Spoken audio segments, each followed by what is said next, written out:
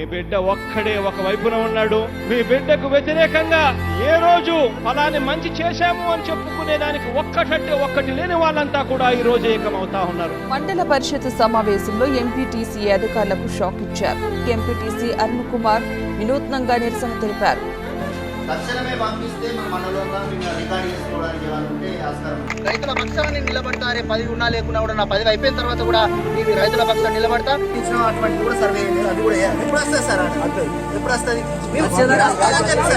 ఈ ప్రాంతంలో ఉన్నటువంటి నిరుపేద కుటుంబాలకు అందరికి కూడా డబుల్ బెడ్రూమ్ ఇవ్వాలి తప్ప ఇంకా కూడా ఉద్యోగ భద్రత లేకుండా కనీసం ఇల్లు లేనటువంటి పరిస్థితుల్లో, భూములు లేనటువంటి పరిస్థితుల్లో ఇక్కడ ఉన్నటువంటి కోడి రైతులు ఉన్నారు.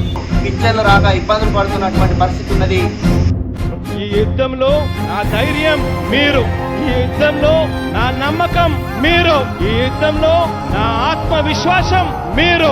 మీ బిడ్డ నమ్ముకున్నది ఒక్క దేవుడి దయ, మీ అందరి చల్లని ఆశీస్సులను మాత్రమే నమ్ముకున్నాడు.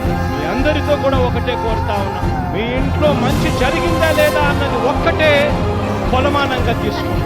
మీ ఇంట్లో మంచి జరిగి ఉంటే మీ బిడ్డకు తోడుగా మీరే నిలబండి. మీ ఇంట్లో మంచి జరిగి ఉంటే మీ బిడ్డకు సైనికుడిగా మీరే కదలండి.